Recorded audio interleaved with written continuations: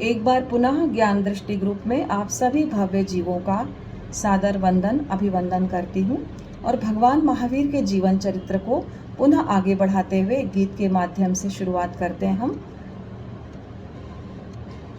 ये परमेष्ठी, पांचों परमेष्ठी को इसमें वंदन किया गया है। मंगलाचरण के रूप में भी हम इसको लेते हैं अक्सर। नवकार महामंत्र पर है ये। नमो अरिहंतम, नमो भगवंतम, नमो अरिहंतम, नमो भगवंतम। पार लगाए नौका नमो महामंतम, नमो अरिहंतम, नमो भगवंतम। राग न द्वेष जिसमें समता सुहाए, एक ही घाट बकरी शेर आए जाए। महिमा निराली प्रभु की हो, महिमा निराली प्रभु की। नमो धैर्यवंतम, नमो अरिहंतम, नमो भगवंतम। कोई न भाए तुमको दिल में बिठाओ, कोई न भाए तुमको दिल में बिठाओ। रात दिवस क्या पल पल ध्याओ, अपने बराबर कर लो हो, अपने बराबर कर लो। नमो सिद्धवंतम, नमो अरिहंतम, नमो भगवंतम। एक जन्म तो क्या लाखों सुधारे, आधि व्याधि उपाधि सबसे उबारे। तीर्थपति के प्रतिनिधि हो, तीर्थपति के प्रतिनिधि। नमो त्यागवंतम, नमो अरिहंतम, नमो भगवंतम। महावीर वचनों के ज्ञाता प्रवक्ता, महावीर वचनों के ज्ञाता प्रवक्ता। अनमोल रत्नों के दाता प्रदाता, शास्त्रों के रक्षक शिक्षक हो, शास्त्रों के रक्षक शिक्षक। नमो ज्ञानवंतम, नमो अरिहंतम, नमो भगवंतम। उज्ज्वल काया जिनकी पावन वाणी, उज्ज्वल काया जिनकी पावन वाणी। मन के विकार मिट गए तप की निशानी, समता शिखर पर बैठे हो, समता शिखर पर बैठे। नमो संवत्सम, नमो अरिहंतम, नमो भगवंतम। पार लगाए नौका नमो महामंतम, नमो अरिहंतम, नमो भगवंतम, नमो अरिहंतम, नमो भगवंतम। भगवान महावीर को एक बार पुनः वंदन करते हुए, आचार्य महाप्रज्ञ जी को नमन करते हुए, फिर से श्रमण महावीर की इस बुक का मैं वाचन कर रही हूँ आपके समक्ष, जो कि बहुत ही सुंदर एक ड्रामा के रूप में, एक नाटक के रूप में लिखी गई है। तो आनंद लें उसका। जैसे भागवत गीता होती है, जैसे सुंदर कांड होता है, अन्य कथाएं होती है, मुझे लगता है भगवान महावीर की कथा भी उतनी ही सरस, उतनी ही निराली, उतनी ही आनंददायी है कि हम अगर उसमें डूब कर उसका वाचन करें, उसको सुने, तो हम बार बार उनको याद करते हुए शायद हम भी महावीर बन जाएं। तो हम सुन रहे थे भगवान महावीर की साधना काल में कितने कष्ट आए, कितने उन्होंने कष्ट समभाव से सहे, और एक साधारण मनुष्य क्या सोचता है और कहाँ वो महान आत्मा थे और वो किस तरह का उनका चिंतन था। अगर हम उनके चिंतन को समझेंगे तो मुझे लगता है महावीर को सिर्फ मानेंगे नहीं, हम जानेंगे भी। और ज़रूरी है हम महावीर को सिर्फ माने नहीं बल्कि जानने का भी प्रयास करें और समझने का और जीवन में उतारने का भी प्रयास करें। तो भगवान महावीर गांव-गांव विचरते हुए, चलते हुए वो जब साधना काल में आए तो भगवान से किसी ने पूछा, भंते आप इतना कष्ट कैसे सहते हैं? इतना कष्ट कैसे सह सकता है कोई एक साधारण आदमी? तो बहुत सुंदर मार्मिक जवाब उत्तर देने का प्रयत्न इसमें किया गया है कि एक आदमी जो समुद्र में तैर रहा है, ध्यान से सुनेंगे, छोटे छोटे प्रसंग हैं, छोटी छोटी घटनाएं हैं, पर उसमें इतना दर्शन भरा हुआ है कि जैसे जीवन को बदलने के लिए पर्याप्त है। तो एक आदमी समुद्र में तैर रहा है, तैराक ने डुबकी लगाई। तट के पर खड़े एक आदमी ने सोचा, तैराक इतने जल का भार कैसे सहन करता है? अब इतना बड़ा समुद्र है, अगर एक सिर पर हम छोटा सा घट भी लेते हैं पानी भर के तो वो कितना भारी लगता है। एक बाल्टी भी उठाना होता है पानी भर के तो कितनी भारी लगती है। पर समुद्र जिसमें अथाह जल भरा हुआ है, जब तैराक उसमें तैरता है तो फिर वो इतने भार को, जल के भार को कैसे सहन करता है? तो बहुत सुंदर उत्तर देते हुए कहा गया है कि मुक्त जल जो सीमाओं में बंधा हुआ नहीं है, उस जल का भार नहीं लगता, परंतु यदि घट को, जल के भरे हुए घट को सिर पर रखा जाए तो बहुत भार की अनुभूति होती है। वैसे ही, ठीक वैसे ही, अगर ये चेतना, अगर ये आत्मा शरीर के बंधन में, शरीर के घट में बंधी हुई है तो बहुत भार लगता है।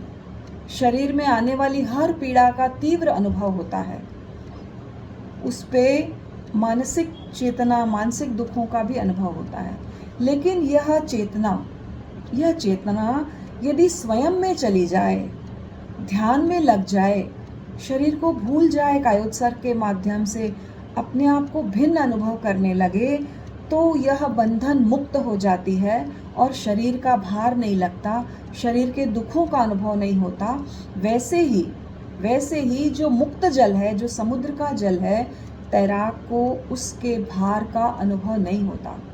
बहुत बड़ी बात समझाने की कोशिश की गई है इसमें कि अनुभव भार का कब होता है? जब हम बंधे हुए हैं, है ना, एक घर से बंधे, एक परिवार से बंधे, एक व्यक्ति से बंधे, मेरा मेरा मेरा करके। आचार्य श्री ने एक घर छोड़ा, पूरा विश्व उनका हो गया। आज जहाँ भी जाते हैं बड़े बड़े भवन उनके लिए आगे से आगे तैयार, सब कुछ तैयार, परंतु उस भवनों में उनकी आसक्ति नहीं है, उनका मेरापन नहीं है। वो भी घर में रहते हैं, हम भी घर में रहते हैं, पर हमारा घर जरा सा भी कहीं से टूट फूट होती है, कलर निकलता है, कोई थोड़ा सा टूट गया तो हमको दुख होता है, अरे सुधराना है, अरे ये काम करना है, क्योंकि मेरापन जुड़ा हुआ है। और यदि हम किसी होटल में रहते हैं, वो कितना भी सुविधाजनक है, पर वहाँ कुछ भी टूट फूट होती है तो हमें दर्द नहीं होता। भाई ठीक है, होटल है, 4 दिन तो रहना है, कोई बात नहीं, अपने घर ही जाना है हमको, तो वहाँ हमको दर्द की अनुभूति नहीं होती, क्योंकि अपनापन नहीं है। और घर में अपनापन है, तो वो घर में रहते हुए भी निर्जरा कर रहे हैं और हम घर में रहते हुए कर्मों का बंधन कर रहे हैं, मेरा मेरा करके।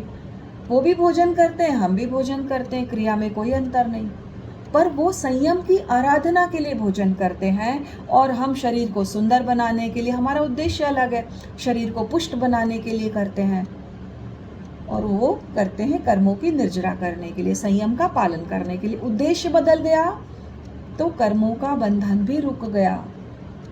सिर्फ भाव शुद्धि करना है, हमारा उद्देश्य बदल जाए कि हम साधना करने के लिए शरीर को धारण कर रहे हैं, हम साधना करने के लिए भोजन कर रहे हैं, हम साधना करने के लिए घर में रह रहे हैं, सारे कर्तव्य निभाते हुए हम बिना आसक्ति के अगर कर्म कर रहे हैं तो कर्मों का बंधन बहुत अल्प हो जाता है, बहुत अल्प हो जाता है। तो यही हम भाव शुद्धि के माध्यम से कर सकते हैं। तो 8वें अध्याय में भगवान का ये प्रश्न, मैं चक्रवर्ती नहीं हूँ? अब वो साधना काल में अपना यात्रा कर रहे हैं। पुष्य एक प्रसिद्ध सामुद्रिक था, यानी कि ज्योतिष कह सकते हैं, ज्योतिषिक था। उसका ज्ञान अचूक था। दूर दूर के लोग उसके पास आते और अपना भविष्य जानते। उसको अपनी सफलता पर बहुत गर्व था और एक दिन वह घूमता घूमता गंगा के तट के किनारे आ गया। गंगा के तट के किनारे आया और उसने देखा चरण चिन्ह अंकित थे किसी के। और वो चरण चिन्ह देखकर अनुमान लगाने लगा, आश्चर्य में डूब गया कि ये चरण चिन्ह तो किसी चक्रवर्ती के होने चाहिए। उसे आश्चर्य में डूब गया कि ऐसे कैसे चक्रवर्ती कोई अकेला हो नहीं सकता। चक्रवर्ती के तो आगे आगे चक्र चलता है, सेना चलती है और बहुत यश वैभव होता है उसका। तो ये कैसे चक्रवर्ती कि जिनके 2 पद दिखाई दे रहे हैं, 2 पैर चरण चिन्ह यहाँ दिखाई दे रहे हैं, कहीं मैं स्वप्न तो नहीं देख रहा हूँ। वो संदेह के सागर में डूब गया। जो पुष्य ज्योतिष था, सामुद्रिक, जिसको ज्ञान था पूरा, कि वो चरण चिन्ह देखकर जान लेता था कि कौन व्यक्ति यहाँ से गुजरा है और वो कैसे व्यक्तित्व वाला कैसे होगा। तो वो फिर अपने आप को चींटी काट के देखता है, मैं स्वप्न तो नहीं देख रहा हूँ, मैं सच देख रहा हूँ।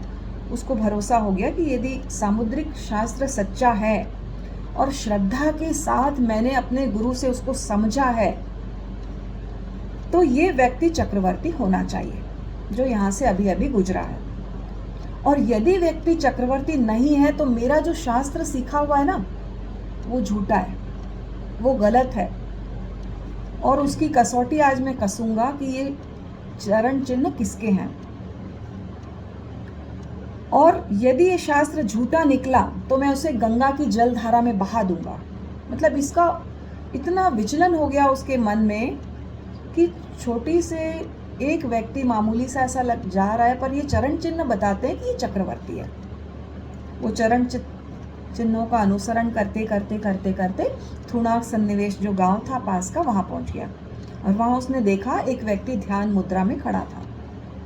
भगवान के हाथ घुटनों तक छू रहे थे, झूल रहे थे, और कायोत्सर्ग की मुद्रा, दोनों एड़ियां जुड़ी हुई, पंजे थोड़ी थोड़ी दूर में, और भगवान अनिमेष पलक पलक, आधे नेत्र झुके हुए और आधे खुले हुए। इस तरह की मुद्रा थी भगवान की, और वो ध्यान मुद्रा में। अब वो देखता है ये तो पदयात्री है, ये तो भिक्षु है, ये कहाँ चक्रवर्ती हैं। उसके मन में संदेह हो जाता है अपने ज्ञान के प्रति। जब भगवान का ध्यान संपन्न हुआ, भगवान ने आंखें खोली, तो उसने आकर अभिवादन किया और बोला, भगवान आप अकेले कैसे हैं? आपके चरण चिन्हों से तो लगता है आप चक्रवर्ती है। इस दुनिया में जो आता है अकेला आता है, जो जाता है वो भी अकेला जाता है, दूसरा कौन साथ देता है? भगवान ने कहा। तो उस ज्योतिष ने कहा, बनते मैं तत्व की चर्चा नहीं कर रहा हूं आपके सामने, मैं तो व्यवहार की बात कर रहा हूं। ये जो चरण चिन्ह है वो किसी चक्रवर्ती के हैं, लेकिन यहाँ पर तो मुझे आप अकेले दिखाई दे रहे हैं। बनते आपका परिवार विहीन होकर अकेले कैसे हैं आप? यहाँ पर कोई सेना नहीं, कोई राज्य नहीं, कोई सैनिक नहीं, आप तो अकेले हैं। तो भगवान बहुत सुंदर मार्मिक जवाब देते हैं जो याद रखने लायक है। मुझे कुछ कुछ बातें इसकी इतनी सुंदर लगती हैं कि जैसे मैं डायरी में उसको नोट कर लूँ, उस पर अंडरलाइन करती हूँ। मैं कुछ भी पढ़ती हूँ तो मैंने अंडरलाइन करके उसको रखा। तो वो कहते हैं भगवान कि मेरा परिवार मेरे साथ है। कहाँ है आपका परिवार? मुझे तो नहीं दिखाई दे रहा है आपका परिवार। भगवान कहते हैं संवर। अब संवर का अर्थ है ना पापों को रोक देना, त्याग कर लेना, पाप कार्यों से निवृत्त हो जाना, संवर। भगवान कहते हैं संवर यानी कि ध्यान मेरा पिता है। आप ध्यान करते हैं, कोई अशुभ विचार हमको आते नहीं, पूरी तरह हम शुभ में केवल देखना देखना देखना करते हैं। मेरे ख्याल से अगर ध्यान में जो लोग इन्वॉल्व होते हैं, मन लगता है जिनका, उनको कोई अशुभ विचार नहीं आता होगा, कोई पाप क्रिया नहीं करते होंगे वो ध्यान में। और नहीं करते इसका मतलब हमारा वहाँ अशुभ से निरोध हो गया, रुक गया। तो एक तरह से ध्यान हमारा संवर का काम भी कर रहा है। तो ध्यान जो है संवर हो जाता है, मेरा पिता है, अहिंसा मेरी माता है, ब्रह्मचर्य मेरा भाई है, अनासक्ति मेरी बहन है। भगवान ने किसको अपना परिवार बनाया है, देखिए किसको अपना परिवार बनाया है। शांति मेरी प्रिया है, मेरी प्रेयसी है शांति। संति संति करे लोए पत्तो गई मणुत्तरम। जितने भी तीर्थंकर हुए हैं, जितने भी केवली हुए हैं, भगवान हुए हैं, वो सब संति संति यानी शांति शांति करते हुए, शांति शांति करते हुए इस विश्व को, इस समुद्र को तर के गए हैं। वो ने कहा भी गया जे बुद्धा ऐकंता, जे बुद्धा अणा गया, मतलब जितने भी अरहत हुए हैं और जितने भी होंगे, जे बुद्धा ऐकंता, जे बुद्धा अणा गया, होने वाले हैं, अनागत हैं। संति तेसिंग पैठाणम भूयाणम जगई जहा। इस भूतल पर जितने भी तीर्थंकर हुए हैं, भगवान हुए हैं, होंगे, सब शांति शांति करते हुए, शांति की स्थापना करते हुए यहाँ से निर्वाण को प्राप्त हुए हैं। कोई भी हाय हाय करके नहीं गया, शांति आनंद का अनुभव करते करते ही वो ऊपर गया है। और हम क्या लगे पूरे टाइम क्रिया क्रिया क्रिया, ये करना है वो करना है, चाहे कहीं के लिए भी करना है, लेकिन करना है आत्मा के लिए, शरीर के लिए, क्रिया क्रिया में लगे हुए, और वो ध्यान में लगे हुए, शांति में लगे हुए, आनंद में लगे हुए। तो भगवान ने कहा कि विवेक मेरा पुत्र है, क्षमा मेरी पुत्री है, उपशम मेरा घर है। उपशम यानी शांत कषाय, जिसका क्रोध मान माया लोभ सब शांत हो गया है, वो मेरा घर है। सत्य मेरा मित्र है, मेरा पूरा परिवार मेरे साथ निरंतर घूम रहा है, फिर मैं अकेला कैसे? अब भगवान प्रश्न कर रहे हैं उससे, ज्योतिष से, मैं अकेला कैसे हूँ? इतने सारे मेरे परिवार के बंधु बांधव, माता पिता, पुत्र पुत्री, मित्र सब मेरे साथ हैं। तो वो कहता है, ज्योतिष कहता है कि भाई बनते, मुझे पहली में मत उलझाइए आप, मैं अपने मन की उलझन आपके सामने रख रहा हूँ, आप उस पर ध्यान दें। आपके शरीर के जो लक्षण हैं, जो पद चिन्ह हैं, वो आपके चक्रवर्ती होने की सूचना देते हैं। और आपकी चर्या तो एकदम साधारण व्यक्ति जैसी है, अकेले घूम रहे, पद पद गांव गांव विहार कर रहे हैं, न कोई वैभव है, न कोई छत्र है, न कोई घोड़े हैं, न कोई हाथी है, न कोई रानियां हैं, न अप्सराएं हैं, कोई भी आपके आसपास नहीं है। मेरे सामने आज तक जो अर्जित ज्ञान है उसकी सच्चाई का प्रश्न है, जीवन मरण का प्रश्न है। आप ऐसे ही मत लीजिए इसको, सतही प्रश्न मान मत लीजिए, आप इसको लाइटली मत लीजिए, आप बताइए मुझे। तो भगवान ने पूछा, पुष्य चक्रवर्ती कौन होता है बताओ। भाई भंते, जिसके आगे आगे चक्र चलता है, चक्रवर्ती कौन होता है? फिर बताओ, जिसके पास 12 योजन में फैली हुई सेना को त्राण देने वाला छत्र रत्न होता है। मतलब आप 6 खंड का राजा होता है। चक्रवर्ती जो होता है वो बहुत बड़े भूखंड का राजा होता है, हजारों रानियां होती है उनकी, और सब पर युद्ध करके वो विजय प्राप्त करता है। वो उसके आगे सब नतमस्तक हो जाते हैं, सारे राजा। भंते, जिसके पास चर्म रत्न होता है, रत्न होता है उसकी आयुधशाला में, युद्धशाला में, और जिसने प्रातः काल बोया हुआ बीज शाम को पक जाता है, जिसका इतनी उसकी संपदा होती, इतना वैभव होता है। तो भगवान कहते हैं, पुष्य तुम ऊपर नीचे कहीं भी देखो, धर्म का चक्र मेरे आगे आगे चल रहा है। तुम देखो, नजर दौड़ाओ तुम। आचार मेरा छत्र रत्न है, जो आचार है, जो मेरा चरित्र है ना, सम्यक दर्शन, ज्ञान और चरित्र, भगवान के पास तीनों, सम्यक ज्ञान, सम्यक दर्शन, सम्यक चरित्र। तो आचार मेरा रत्न है, और जिस क्षण बीज बोया जाता है उसी क्षण पक जाता है। क्या मैं चक्रवर्ती नहीं हूँ? क्या तुम्हारे सामुद्रिक शास्त्र में कोई धर्म चक्रवर्ती की बात नहीं है? भंते, पुष्य कहता है, भंते बहुत अच्छा, मेरा संदेह निवृत्त हो गया, अब मैं स्वस्थ होकर जा रहा हूँ। और भगवान भी राजगृह की ओर चल पड़े, और जो पुष्य जो आया था, समुद्र शास्त्री जो ज्योतिष, वो भी अपनी दिशा में चला गया। भगवान ने उसको समाधान दे दिया कि ये धर्म चक्र है और मैं धर्म चक्रवर्ती हूँ।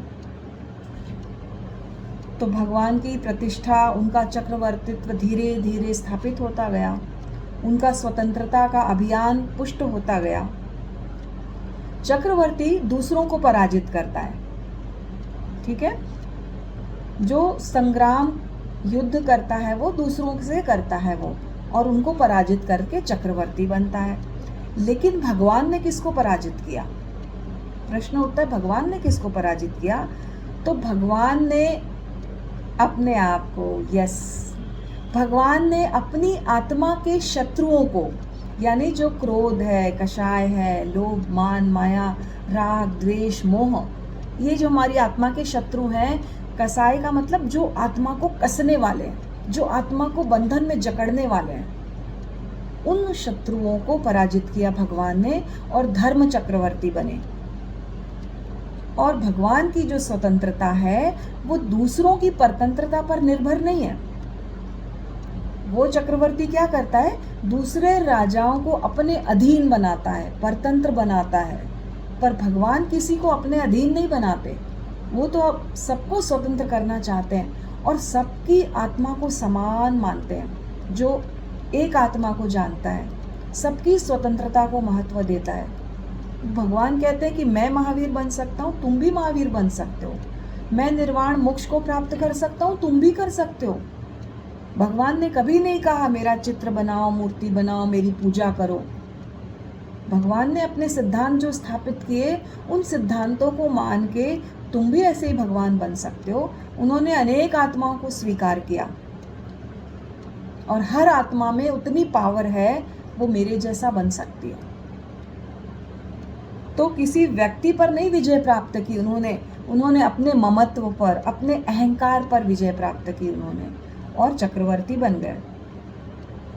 अब भगवान ने क्या किया? निद्रा विजय, भूख विजय, इसकी साधना कर रहे थे वो। हम तो सोचते हैं कितना ज़्यादा से ज़्यादा आराम मिले हमको, है ना। नींद नहीं आती तो हम परेशान हो जाते हैं कि 8 घंटा आज सो नहीं पाया, आज 2 बजे 3 बजे नींद खुल गई, अब 4 घंटे से हम सो नहीं पा रहे हैं। हम दुखी हो जाते हैं, होते हैं ना। नींद की समस्या हो जाती, नींद की गोलियां खाने लग जाते हैं हम कि नींद आ जाए, अच्छे से शरीर को आराम मिले हमारे। पर भगवान क्या थे? वो चाहते थे मैं नींद को जीत लूँ। पूरे साधना काल में 48 मिनट की नींद ली उन्होंने, और 350 दिन, 12.5 वर्ष में 350 दिन, मतलब 1 वर्ष से भी कम भोजन किया उन्होंने। और हम तो सोचते हैं आज शाम को क्या आइटम बनाना है, सुबह ब्रेकफास्ट में क्या आइटम बनाना है, दोपहर में लंच में क्या रहेगा, हाँ मीठा क्या रहेगा, डेजर्ट क्या रहेगा। भाई हमारा तो पूरा दिन, हम लोग गृहिणियाँ हैं, गृहस्थी हैं, तो हमारा तो पूरा दिन ये सोचने में जाता है कि कल क्या सब्जी बनाना है ना, कौन सी डिश बनाना है। या आजकल गूगल खोल लिया, नई नई डिशें, नए नए नाश्ते, नए नए उसमें रेसिपीज़ रहती हैं, तो घर में ही बनाने लग गए, होटल में भी जाने की ज़रूरत नहीं हमको। तो हमको एक से एक चीज़ें आ गई बनाने, और हमारा सारा ध्यान कहाँ रहता है? खाना बनाना है, उसमें लगा रहता है। 1 घंटा भी अगर हम आए हैं निकाल के तो ये बहुत बड़ी बात है। मैं तो प्रणाम करती हूँ सबको जो इतना समय निकाल कर आए हैं सुनने के लिए। सच कहूँ, मैं प्रणाम करती हूँ सबको, आप लोगों को, कि इतना समय लेकर आए। चलो मेरा तो इंटरेस्ट है कि मुझे बोलना है, मुझे सब ज्ञान का रिवीजन करना है, मुझे कर्मों की निर्जरा करना है। पर आप लोग सब साथ जुड़े हैं, साथ चल रहे हैं मेरे, ये बहुत बड़ी बात है। ये बहुत बड़ी बात है। मैं सोचती हूँ कि कैसे ये भवी जीवों का लक्षण है। मैं आपको बताऊँ एक बात, कि जो भवी जीव होते हैं ना, उनको ही अच्छा लगता है ये सब सुनना। जो अभवी होते हैं ना, वो तो जाते ही नहीं, देखते भी नहीं। एक छोटी सी स्टोरी भी है कि राजा श्रेणिक ने कुछ ऐसा क्रूर कर्म किया था पूर्व जन्म में कि उनको ना नरक का आयुष का बंद हो गया।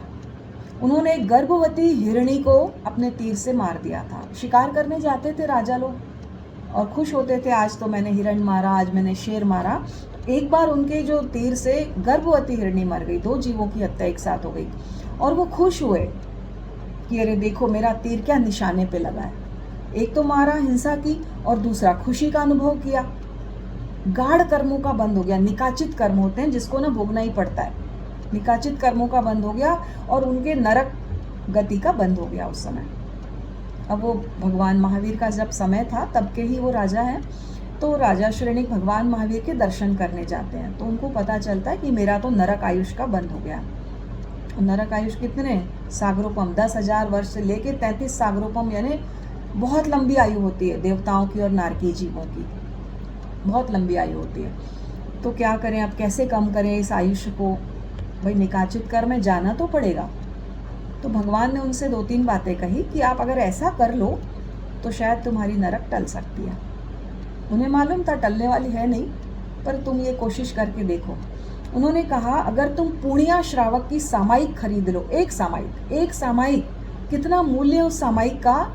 शुद्ध सामायिक है वो, है ना। वहाँ पर हमने अशुद्धि या 32 दोष जो है ना सामायिक के, वो नहीं लगते हैं, शुद्ध सामायिक। वो अगर खरीद लो तो तुम्हारा नरक टल सकता है। गया श्रेणिक, राजा था एक मामूली से व्यक्ति के घर गया, पूर्णिया श्रावक, जिसकी सामायिक फेमस है, प्रसिद्ध है, कि भाई मुझे तुम एक सामायिक दे दो, उसके बदले में तुम जितना धन चाहते हो, राज्य चाहते हो, कोई नगर चाहते हो, स्वर्ण आभूषण चाहते हो, वो मुझसे ले लो, ठीक है। तो पूर्णिया श्रावक के पास गए। उसने कहा भाई सामायिक कोई ऐसी चीज़ नहीं है कि पुण्य में आपको बेच दूं अपना, मैं बेच नहीं सकता हूँ पुण्य को। अगर ऐसा होता तो भाई हम अपने बच्चों को, अपने जो किस कोई भी आसपास पीड़ित है उनको अपना पुण्य दे देते। जिसका कर्म जिसके साथ, यदि पाप भी है तो खुद भोगना है, यदि पुण्य भी है तो खुद ही भोगना है। तो वो गया, श्रेणी को नहीं मिला, पुण्य खरीद नहीं पाया, पूरा राज्य देके भी वो उसकी एक सामायिक नहीं खरीद पाया। तो भगवान महावीर ने दूसरा उपाय बताया, चलो तुम्हारी जो दादी है ना, तुम्हारी दादी को दर्शन करवा दो मेरे। अब भगवान जिस उद्यान में शहर के बाहर विराजे हुए थे, वो गया अपने राजमहल में, और दादी तो वो पूरी नास्तिक थी। उनकी दादी, राजा श्रेणिक की जो दादी थी, पूरी नास्तिक थी। कभी दर्शन करना तो क्या, बात सुनना भी पसंद नहीं था उनको बिल्कुल भी। तो किसी बहाने से कि चलो हम उद्यान में घूम के आते हैं, इस बहाने से रथ में बिठाया, साथ लिया दादी को और जाने लगा। अब जैसे ही वो टर्निंग आया जहाँ उद्यान में भगवान महावीर ठहरे हुए थे, दादी ने समझ लिया कि ये तो मुझे कहीं और लेके जा रहे हैं श्रेणिक। उन्होंने कहा मैं बिल्कुल दर्शन नहीं करूँगी, मुझे बिल्कुल आस्था नहीं है। आंखों पे उन्होंने पट्टी बांध ली अपने कि मैं बिल्कुल भी दर्शन नहीं करूँगी। अब कोई आंख में पट्टी बांध ले, बंद कर ले, तो अब कैसे उसको दर्शन कराएंगे आप? तो ये भी काम नहीं हुआ राजा श्रेणिक से। फिर भगवान महावीर ने उनको, ठीक है अच्छा तीसरा उपाय बताते हैं कि तुम जो काल सौकरिक कसाई है ना, वो 500 भैंसे रोज मारता है, तुम जाओ और उसकी भैंस को मारना अगर वो छोड़ दे, अगर वो इतनी हिंसा करना छोड़ दे, त्याग कर ले, तो तुम्हारी शायद नरक टल सकती है। तो वो गया उसके पास, काल सौकरिक कसाई के पास गया और उसको कहा भाई मैं तुमको इतना धन दे रहा हूँ, तुम्हें जीवन भर के लिए मैं ये सौंप रहा हूँ धन, तुम्हारा जीवन चल जाएगा इसमें, तुम ये भैंसों को मारना छोड़ दो, हिंसा करना छोड़ दो। अब उसकी तो आदत थी, एडिक्शन हो जाता ना, जैसे सिगरेट पीने का, चाय पीने का, शराब पीने का जैसे एडिक्शन हो जाता है, वैसे उसको भैंस मारने का एडिक्शन था। उसके बिना उसको नींद नहीं आती थी। उसका पेशा था वो, उसका कसाई लोगों का पेशा है। वो बोलते मेरा धर्म है, ये गृहस्थ धर्म है मेरा, मैं पालूंगा कैसे परिवार को।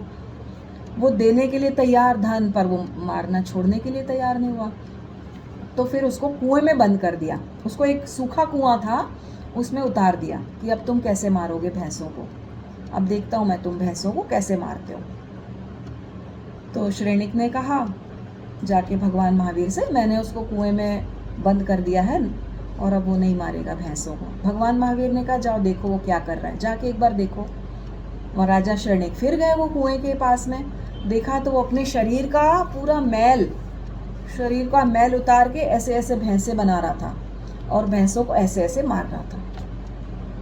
1 2 3 4 5 ऐसे गिन करके पूरे 500 भैंसों को मार रहा था। श्रेणिक भाव से तो हिंसा रोक नहीं सका, भाव से तो हिंसा हो रही ना, कर्मों का बंद हो रहा है वहां पर, तो वो भी कार्य श्रेणिक कर नहीं सका। फिर एक और काम भगवान ने बताया उसको, तुम्हारी जो दासी है ना, वो अगर शुद्ध आहार किसी मुनि को देती है, दान में देती है, जैसे हम गोचरी करवाते हैं, संयमी को दान देते हैं, सुपात्र को दान देते हैं, कुपात्र को नहीं। यदि आप किसी शराबी को 100 रुपए देते हैं ना, तो वो कुपात्र दान हो गया, क्योंकि वो जाएगा शराब पिएगा, मारपीट करेगा और हिंसा करेगा, आप उसमें निमित्त बन गए, आप माध्यम बन गए, आपके कर्मों का बंद होगा। तो दान देना भी सुपात्र को देना। तो वो संयमी को दान अगर देगी तो तुम्हारी नरक टल जाएगी। बस इस बात से मैं संपन्न करती हूँ, क्योंकि समय की सुइयाँ अपने भागे जा रही है और सुंदर सुंदर घटनाएं याद आ जाती है मुझे बीच बीच में। तो वो ना दासी को लेके जाता है कि तुम ये सब खाना भोजन हम लेके चलते हैं और वहाँ मुनीश्री विराजमान है, उनको तुम दान देना। अब दासी को तो कोई श्रद्धा नहीं थी मन में, कोई जैन मुनि आए हैं, साधु संत आए हैं, कोई संयमी कि मैं दान दूं, उसका बिल्कुल मन नहीं था। ले गए ज़बरदस्ती उसको। ज़बरदस्ती धर्म कराया नहीं जा सकता है किसी से। और फिर वो दासी दान देती कढ़ाई से और बोलती है मैं दान नहीं दे रही हूँ, मेरी करछल यानी मेरी चम्मच है ना, वो दान दे रही है। मैं दान नहीं दे रही हूँ, मेरी करछुल दान दे रही है। तो और वो करछुल दान दे रही, भाई मैं दान नहीं दे रही हूँ, मेरी कोई श्रद्धा नहीं है, मेरी कोई आस्था नहीं है, ऐसा बोलते जा रही है। तो ये जो बिना भाव के जो क्रिया होती है वो सिर्फ क्रिया होती है, उसमें भावना नहीं है, तो वो भी कोई पुण्य का बंध नहीं कर सकती।